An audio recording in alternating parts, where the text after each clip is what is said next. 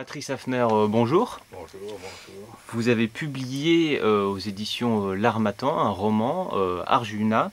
Alors, tout de suite, rentrons dans le vif du sujet. Pourquoi ce titre? Alors Arjuna est le nom du personnage central du livre sacré de l'hindouisme. Vous allez me dire pourquoi l'hindouisme? Parce que je voulais revenir sur ce conflit de religion qui déchire un peu nos sociétés actuellement. Et l'hindouisme me convenait bien parce que c'est une religion, une philosophie, appelez ça comme vous voulez, et qui n'a pas de Dieu créateur, qui n'a pas de péché originel, mais qui cependant admet une réalité suprême à laquelle nous participons tous, plantes, animaux, tout ce que vous voulez. Voilà la réponse à votre première question. On voit bien sur la couverture un violon. La musique semble tenir une place importante dans l'histoire. Quelles sont un peu les raisons ayant guidé ce choix? Alors, pourquoi effectivement la musique? D'abord, c'est un roman, c'est pas un essai. Je ne voulais pas faire un énième texte sur l'islam radical et autres. Donc, il fallait des personnages. Et pourquoi la musique? Parce que les musiciens sont des gens épris d'un peu d'absolu, qui ont plus de facilité peut-être pour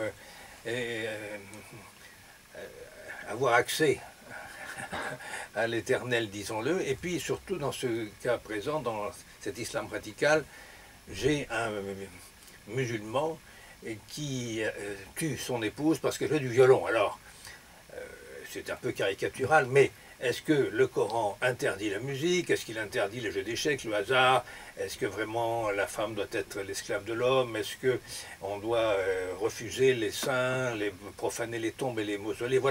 Voilà pourquoi donc la musique joue un rôle important, parce que c'est un moyen pour moi d'aborder cette question de l'islam radical. Et donc la question est, comment lire le Coran? Est-ce qu'on doit accepter cet aspect radical des choses? Voilà. Alors justement, comment répondez-vous à la question qui est posée par vos personnages, qui est peut-on interpréter le Coran finalement? Oui. Alors, alors, la réponse est très simple en deux parties. Premièrement, il y a une doctrine qu'on connaît mal ou qu'on lit tous les jours mais qu'on n'a pas étudiée. C'est que la doctrine extrémiste, ce qu'on appelle le wahhabisme, est une doctrine qui est très postérieure à la mort du prophète. Mahomet est mort vers 632, quelque chose comme ça, alors que le wahhabisme est du milieu du XVIIIe siècle.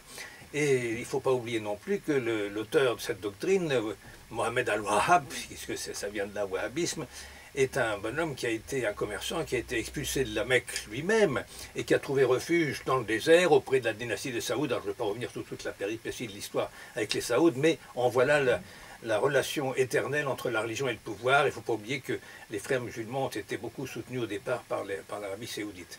Alors, face à ce wahhabisme, il y a ce qu'on connaît moins bien, mal même, c'est le soufisme. Il y a un des personnages, effectivement, dans ce livre qui est soufiste.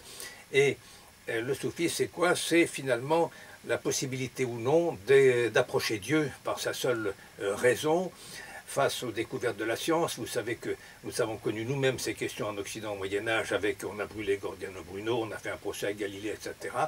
Mais ce qu'on sait moins, c'est que ce que Luc Ferry rappelait dans une récente conférence, c'est que le Moyen-Âge arabe a connu aussi son islam des Lumières, pour reprendre son expression, avec le fameux philosophe Averroès, qui était un grand disciple d'Aristote, faut-il le rappeler. Voilà les deux thèses qui se contredisent dans ce roman. Voilà. Alors finalement, y a-t-il un sens, une morale à rechercher dans cette histoire? Non, c'est une histoire, c'est un roman. Mais ce que je voudrais peut-être finir par dire, c'est que ce conflit de religion remet devant la scène de nouveau, Malraux le disait bien avant tout le monde, l'existence de Dieu, car c'est la révolte contre une condition qu'on ne comprend pas, qu'on ne connaît pas. Donc on revient à notre vieux péché, j'allais dire notre vice, c'est-à-dire croire, n'est-ce pas? Croire, mais croire en qui? Est-ce qu'en ce Dieu couronné d'épines et ensanglanté sur la croix? Est-ce qu'un Dieu tyrannique? Est-ce qu'un Dieu d'amour, comme disent les religieux, pour étouffer notre révolte? Mais croire en quoi? En qui? Ça, c'est une autre question, comme dirait Kipling.